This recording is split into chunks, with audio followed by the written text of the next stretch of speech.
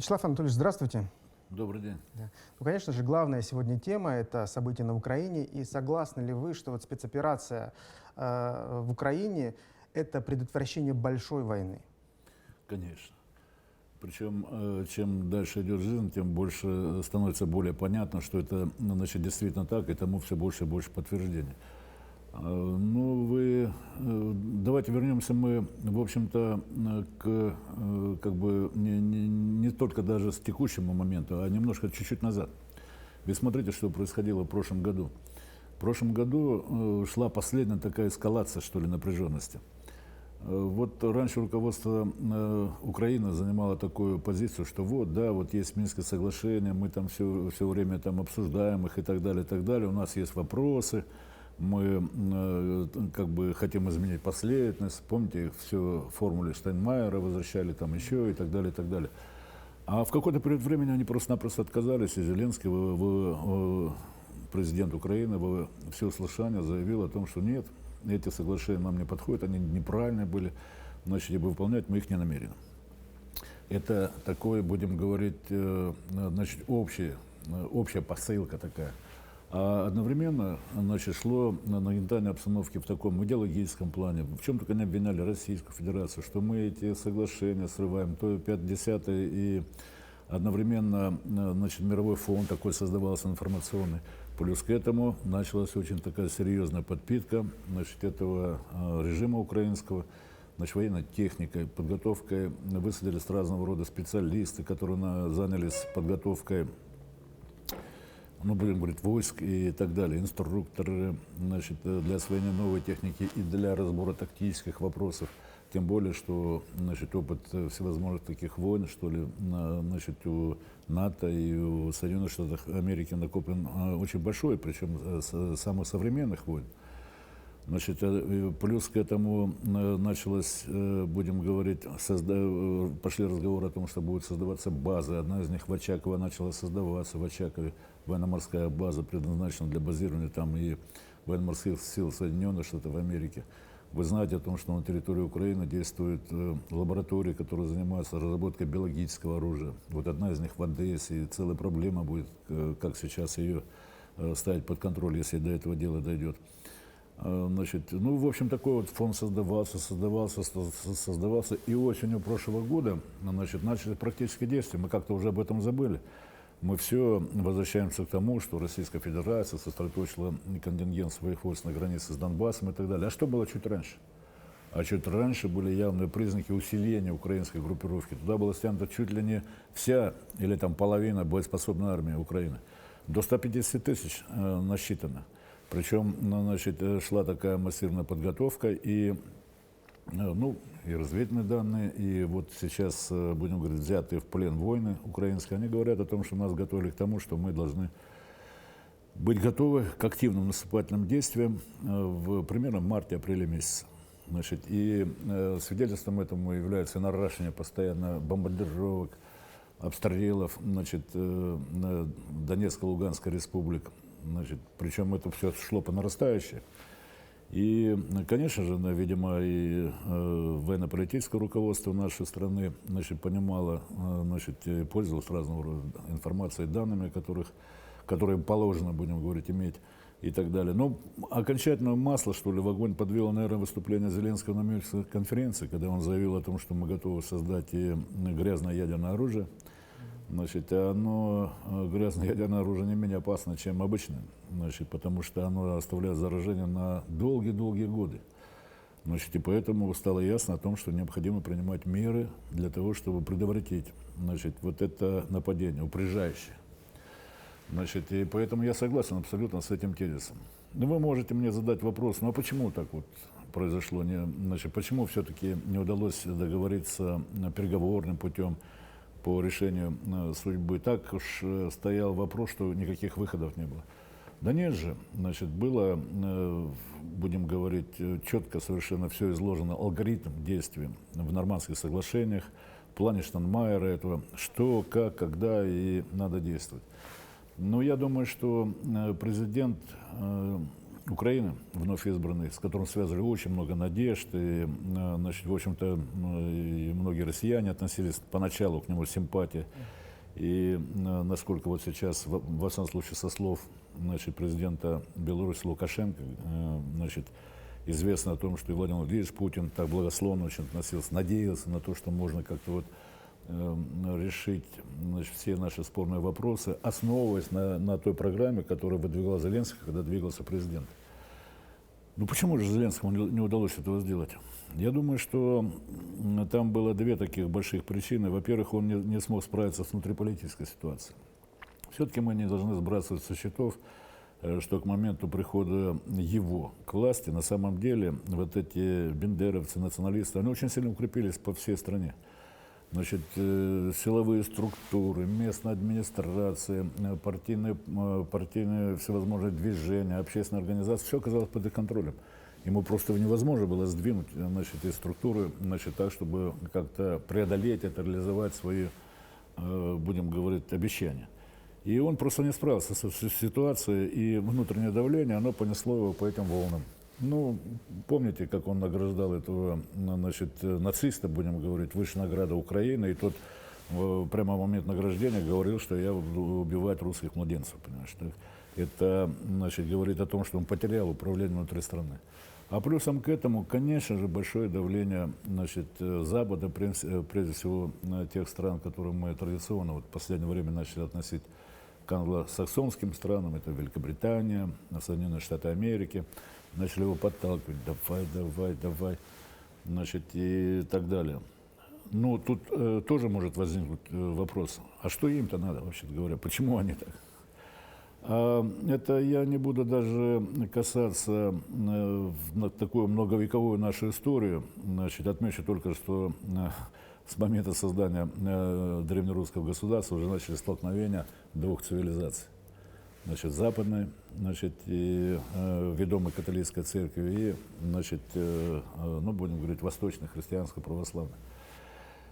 Они принимали самый разный характер, но они шли непрерывно. Значит, они принимали форму территориальных споров, они принимали форму династических споров.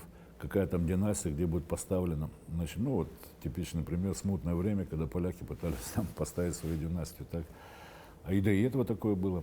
Они принимали форму религиозных войн. Вы помните сражение, значит, того же самого Александра Невского там, и так далее. Это же, по сути дела, попытка, значит, Ватикана проникнуть сюда, все дальше на восток. Они принимали форму такого глобального противостояния, значит, идеологического, когда, как было во времена Советского Союза. Да? Это просто две идеологии столкнулись, казалось бы. Но смотрите, идет время, меняется форма этого противостояния. Значит, оно остается. Значит, и это связано, конечно, с геополитическими вопросами. Значит, это связано и, будем говорить, с интересом западных стран в том, чтобы максимально ослабить Россию как какого-то конкурента сегодняшнего или будущего. Значит, и оторвать его от возможных будущих союзников, которые сейчас вот находятся, исторический момент сложился в Азии. Да? Вот закончилась холодная война. Казалось бы, ну все противоречия сняты. Значит, Ельцин принес присягу, когда, значит, закончил свое выступление в Вашингтоне словами «Боже, храни Америку». Значит, они тут хозяйничают, значит, полностью ведут у нас, будем говорить, и приватизацию, и экономическую политику, и разграбление страны. Да все довольны. Больше того, мы же еще не должны сбрасывать со счетов, что помимо того, что они получили доступ к нашим ресурсам на огромные триллионы долларов там, и так далее, они же еще развязали себе руки, холодная война закончилась, и тогда у них перестала существовать необходимость в том, чтобы военные технологии, которые были предназначены исключительно для оборонных целей, значит, можно было конвертировать. А поскольку это очень высокие технологии, они сразу опередили весь мир. Вот откуда родился интернет. Интернет же был создавался начиная с 40-х годов, когда Норберт Винер создал свою науку кибернетику, и вплоть до 90-х годов. В Советском Союзе, кстати, тоже были такие системы, только они были исключительно в оборонном секторе. Вот Советского Союза нет, значит, мы грабим его ресурсы. И одновременно появилась возможность конверсию совершить своих оборонных, будем говорить, наработок для того, чтобы сразу возглавить технологическое, значит, лидерство во всем мире. Вот интернет, который из военного арпнета появился там, вот там всевозможные компьютерные технологии. Недаром Билл Гейтс в середине, вернее, Билл Клинтон в середине 90-х годов похвалялся, что вот у нас вот эти IT-компании по капитализации больше всех промышленных компаний мира. Вот. Ну, казалось бы, ну ладно, но нет, им надо до конца довести процесс, значит, будем говорить, убирания России, значит, с арены, где она может играть какую-то роль.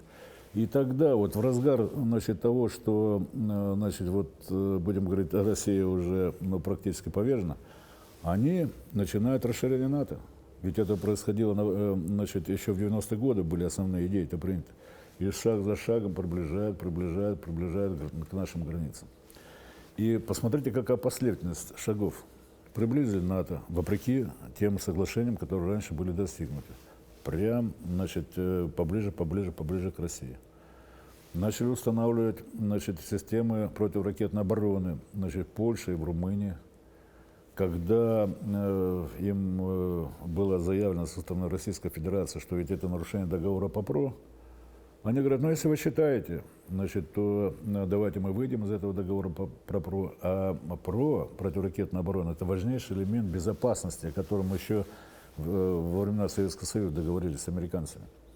Им было сказано, ну если не надо выходить из договора, если вы так говорите о том, что это ПРО, предназначено против Ирана там, и каких-то террористических государств на Ближнем Востоке, давайте совместно создадим. У нас же, вы знаете, тоже есть элементы. И будем вместе это все контролировать. Да нет. А потом выяснилось, что это вообще система двойного назначения. Американцы таки вышли из соглашения противоракетной обороны. Они, значит, вышли из договора, значит, о ракетах малой средней дальности, который был ключевым для Советского Союза, а теперь для Российской Федерации, потому что европейская часть России подвержена этому удару. Значит, они вышли из договора об открытом небе, когда можно было контролировать, значит, всю территорию, ну, будем говорить, двух стран, России и Соединенных Штатов Америки, с точки зрения контроля. Значит, и тогда вот они шаг за шагом наращивали, значит, ну, свои преимущества, что ли. Вот теперь давайте сопоставим с доктринами, которые были приняты в то время и которые действуют сейчас. Значит, доктринальные установки в области национальной безопасности Соединенных Штатов Америки. Ведь там черным по белому написано, они придерживаются сейчас доктрины превентивного глобального удара. То есть они на каком-то этапе пришли к выводу о том, что они могут нанести не обязательно ядерным оружием, чтобы весь мир не погиб, и чтобы им что-то досталось на территории, скажем, врага, скажем, в данном случае Российской Федерации. Обычным ракетным вооружением уничтожить все пусковые установки, бери потом голыми руками. Но разве вот эти последние шаги не говорят о том, что они все время приближаются, и все это соответствует этой доктрине, от которой они отказались. То есть они готовятся нанести примитивный удар без ядерного оружия, надеясь подавить, значит, наши системы. Но понятно, что Российская Федерация не могла на это не реагировать. Значит, вы помните, дело дошло даже до того, что вот сейчас Владимир Владимирович уже говорит так откровенно, что мы даже просили, давайте мы вступим в НАТО. Ну нет, не нужна там Россия. Россию надо расчленить, уничтожить. Вот.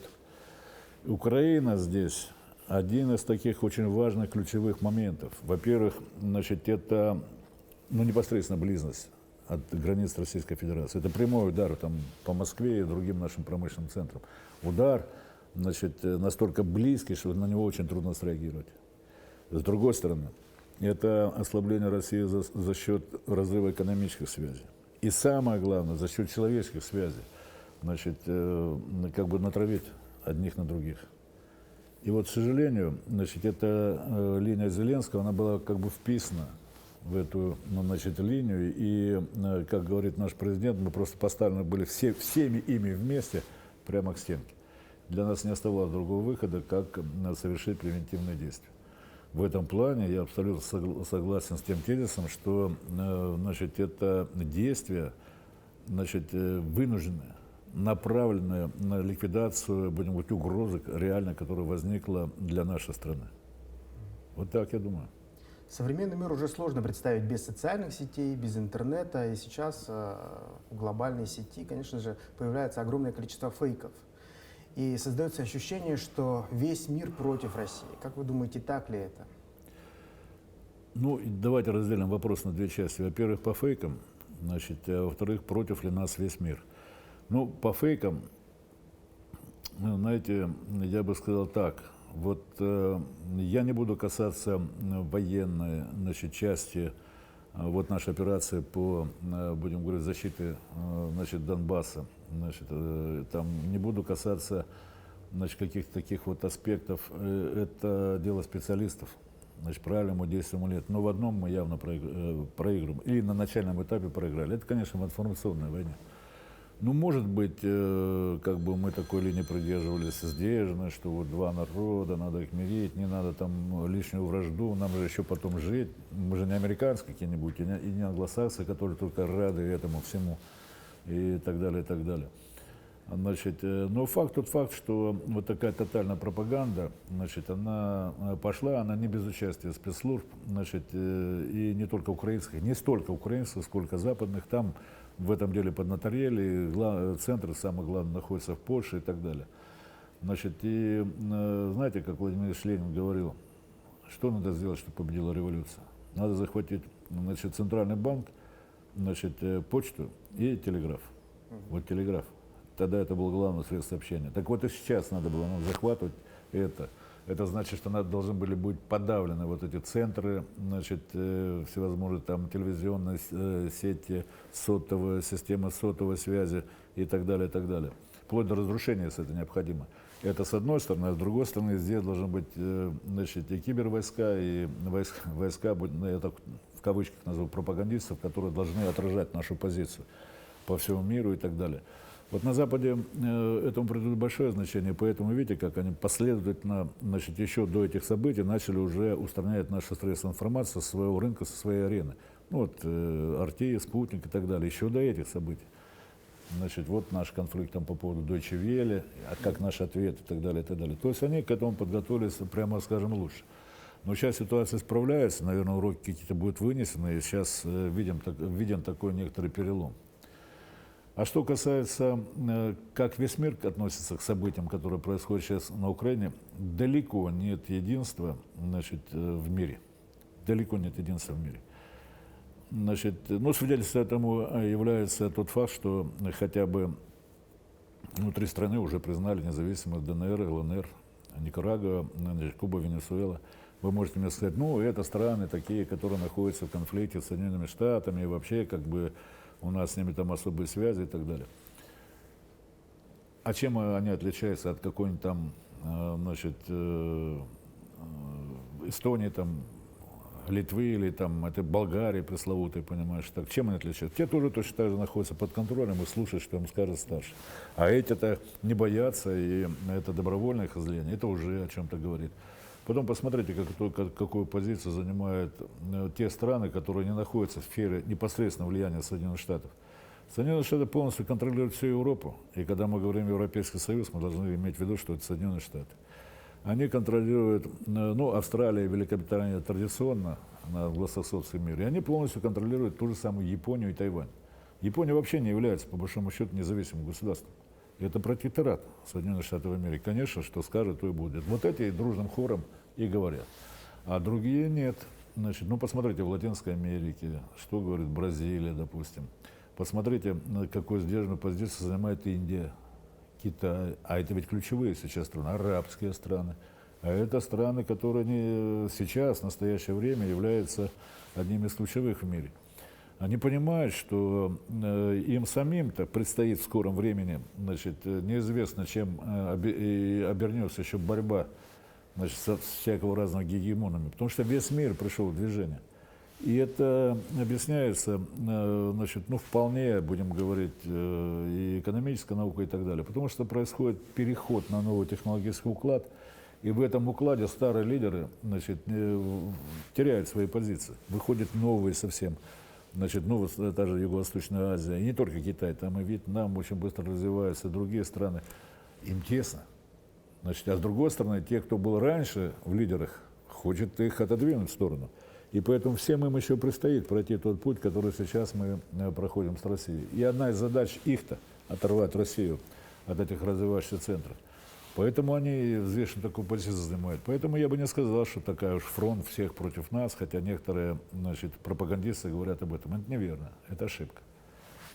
Ну и, конечно же, сейчас на поверхности еще санкции, да, которые принимаются. Это многих беспокоит. И как вы думаете, как вот эти санкции могут сказаться на экономике Якутии непосредственно? И, может быть, что правительству республики нужно делать? Ну, было бы большим лукавством говорить о том, что это никак не скажется, все у нас готово и так далее. Хотя я в скобках скажу, что правительство ведь значит, заранее там, что готовило разного рода резервы, разного рода решения. Вы видите, сейчас один указ выходит президента, а второй, он же на коленках пишет. Это была, значит, в какой-то степени продуманная, значит, такая стратегия. А что будет, если? Вот сейчас понятно, что будет, если. Какие санкции против нас применяют. Вот они начинают выходить. И планы правительства, и указы президента, и так далее, и так далее. Но при всем этом, при всех этих накопленных резервах, возможностях и так далее, конечно, трудности, значит, возникнут. Если говорить конкретно об экономике республики, то сама по себе экономическая основа у нас такая, значит, что особых потрясений не должно быть. Потому что в основе лежит горнодобывающая промышленность, энергетика. Эти отрасли достаточно устойчивы. Самое главное, они имеют и спрос на их продукцию, и рынки. Значит, там в Азии, которые, в общем-то, не принимают активное участие во всех этих политических событиях, санкциях и так далее. Значит, некоторые принимают, как Япония, а другие-то нет. Значит, поэтому, значит, будем говорить, вот эта основа, она как бы так сохранится. Но с другой стороны, мы же тесно связаны, переплетены экономически, ментально, в социальном плане все ситуации, которые происходят в Российской Федерации, трудности, которые будут, они скажутся и у нас. И можно ожидать и какого-то повышения цен, значит, ну, в какой-то степени ограничения доступа, значит, ну, допустим, усложнения процесса ипотеки. Это, ну, чаша сия не минет нас. Значит, так, и сокращение, может быть, федеральных каких-то субсидий по тем программам, национальных проектов, которые мы ожидали. Значит, ну, я думаю, что, значит, таких особых потрясений не будет, но, значит, надо, как говорится, относиться ко всему серьезно. Должна быть дисциплина, порядок, строгое расходование средств, значит, каждой копейки и так далее. Надо начинать жить в таком режиме. Но это текущий момент. Значит, а на самом деле, значит, надо понимать, что, может быть, количество вот этих экстренных мер поможет нам выжить. Значит, и относительно, может быть, благополучно мы пройдем это бурное такое время, знаете, турбулентности. Но надо думать о будущем. А вот будущее, я думаю, у нашей страны в целом, у нашей республики, значит, невозможно какое-то хорошее будущее без коренного изменения социально-экономической политики в нашей стране. Это на самом деле тема большая для отдельного разговора, мы можем завести его и на 2, и на 3 часа и так далее. Я просто скажу так, что надо менять саму парадигму, что ли, развития. Надо отказаться от такого ошибочного и неверного, чисто рыночного такого подхода, что вот во главе угла прибыль предприятия, там тут автоматически решается социальный вопрос, ничего подобного. Прибыль никогда не была, значит, целью для производственной деятельности. Она может быть целью для отдельного предприятия, потому что она как бы стимулирует его к развитию. Но она не может быть целью для государства и для всего человечества. Целью любой производственной деятельности является удовлетворение потребностей человека. А прибыль – это способ сделать эффективное производство. Это все. Надо перестраивать эту систему, надо восстанавливать, возобновлять систему стратегического планирования. Надо выделять те направления, которые сейчас главные для нас.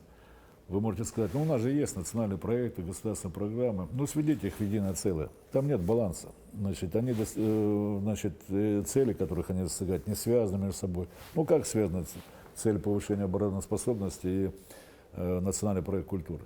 Да никак вот сейчас. А на самом деле это взаимосвязанные вещи. Или там экономика, здравоохранение. Значит, они как бы отдельно существуют. Надо, значит, переходить надо объединять все это в единое целое, выделять главные приоритеты. Когда у тебя сотни приоритетов, как у нас сейчас, национальные проекты, государственные программы, еще какие-то региональные программы и так далее, то это значит нет ни одного. Приоритеты, они в принципе понятны, но только их конкретно надо теперь расшифровать. Это новые технологии, нового технологического уклада, нанотехнологии, биотехнологии, значит, IT-технологии. Это те отрасли старого технологического вклада, без которых мы не можем жить. Авиастроение, значит, судостроение, автомобилестроение и тогда машиностроение в широком плане. Значит, вот они главные там приоритеты. Они понятны, на них сейчас концентрация должна быть усилий. Но для этого надо менять структуру вообще понимания экономики, и должны быть у нас действительно органы, плановые органы, типа вот раньше Госплан, Государственный комитет по науке и технике, все это взаимосвязано, значит, и так далее. Но даже если мы сделаем прекрасный план, значит, его же надо реализовать как-то. Значит, поэтому очень важный этап изменения кредитно-денежной политики. Ну, это же абсурд полный, когда Центробанк не хочет с теми органами государственной власти, а фактически подчиняется Международному валютному фонду, что выполняет все его рекомендации. Значит, мы, может, задумали одно, а он получил указания другие. Надо менять совершенно глупую систему, когда денежная эмиссия в стране, количество денег, которые у нас с вами есть, она зависит от резервов Центрального банка, валютных, там, золото-валютных резервов. Да при чем здесь золото-валютный резерв? Это резерв, он пусть будет резерв. Значит, количество денег должно соответствовать количеству, значит, товаров, которые мы производим в производственной сфере, услуг. И в активе любого банка главное должно быть инвестиционный портфель, что он выдал кредиты в качестве инвестиций и так далее. Вот эта система, система стимулирования, значит, предприятий и так далее. Но новость это или нет? Ну, многие страны прошли этот путь. Ну, так же шла Япония, значит, так же шла Южная Корея. Значит, ну, японцы в 50-е годы приняли решение о том, что у них устарела структура экономики, надо вывести вообще всякую так, текстиль там, и все, чем они раньше занимались, и создать новую. Создали. Я помню еще те времена, как над японскими автомобилями весь Дальний Восток потешался, наш советский. Еще мальчишка я был. Потому что любой японский автомобиль в подметке не годился москвичу 407-му, значит, я уж не говорю о 408-м. Но сейчас все это перевернулось. Но создали они это. Корейцы начинали с производства швейных иголок. Значит, сейчас это важнейшая индустриально-технологическая страна мира. Вот их опыт есть. Есть наш собственный советский опыт. Ведь неправильно думать о том, что история Советского Союза – это такая прямая линия, знаете, которая началась в 1917 году, когда Владимир Ильич Ленин совершил Великую Октябрьскую социалистическую революцию, и кончилась в 1991-м, когда Горбачев все развалил. Да нет, это были совершенно разные периоды. У нас была совершенно разная экономика. Я уж не говорю про НЭП, там, индустриализацию. Даже сталинская экономика, значит, 40-х, 50-х годов, это экономика смешанного типа. Это не есть государственная социалистическая экономика. Там был огромный, значит, частный сектор, и все товары народного потребления 100% производились негосударственным сектором, артелями там, и так далее. Львиная доля товаров сельхозпродукции производилась колхозами, которые не являлись государственными. В стране было 500 тысяч, значит, индивидуальных единоличников в сельском хозяйстве. 500 тысяч, после всех коллективизаций и так далее. Определенным образом была настроена денежная политика. И этот опыт у нас есть. И всякий раз. Но надо просто осмысливать и, значит, не подчиняться этим рекомендациям третьестепенных, я бы сказал, ученых, которые сейчас там господствуют в западной экономической мысли и которые специально нам навязываются. Вот смотрите, Япония, ну, явным лидером была по многим позициям еще, значит, в 90-х годах. Сейчас про него мы ничего не говорим. Про Китай говорим, про Корею говорим, про тех говорим. А Япония, где она, Япония?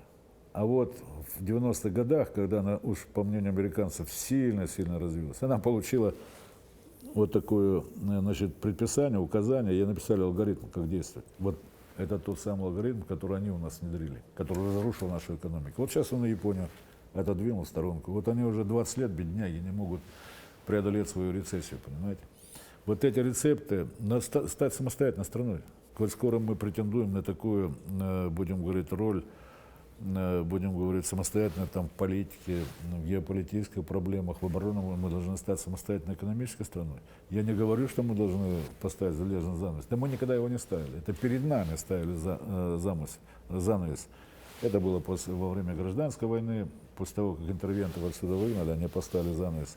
Это было в 40-е годы, когда Черчилль в Фултоне произнес свою знаменитую речь. Это его слова, железный занавес, это не наш. Значит, надо поддерживать связи со всеми государствами, но надо вести самостоятельную экономическую политику. У нас настолько страна особая, своеобразная, сложная, значит, что ни один рецепт там не подходит. Есть у нас люди, которые могут предложить новую экономическую? Есть. Значит, это же неоднократно звучало в трудах многих экономистов, ученых, уже как бы консенсус такой сложен. Это реализовать на практике. Это сложный вопрос. Потому что тут все один к одному, знаете, это военное положение, то и все, понимаешь, значит, в этот период трудно отказываться от наезженных шагов и, самое главное, от старых кадров. Но это придется сделать, иначе у нас не будет перспектив. Поэтому, если говорить о будущем республики, они тесно связаны вот с этой общей экономической политикой, которая есть. А перспективы у нас очень хорошие. Очень хорошие. Я неоднократно говорил, мы должны преуспеть в республике и в биотехнологиях. Ну, сам Бог там велел. Значит, и в IT-технологиях, и в новой энергетике, предположим, там, в водородной энергетике. Да все у нас есть для того, чтобы стать лидерами в этом направлении. Поэтому значит, вопрос в смене курса. Но можно ли говорить, если вот о позитиве немножечко, что вот эта вся ситуация, она открывает новые возможности для дальнейшего развития Якутии и страны, наверное? Да, конечно, но это все с неба не упадет. Это должна быть осознанная деятельность. Это не Божье какое-то провидение. Это должны мы сами изменить, значит, общий свой экономический курс, экономическую стратегию. И, конечно, у нас все козыри на руках. Мы, значит, должны занять достойное место мировой экономики. И республика наша. Спасибо.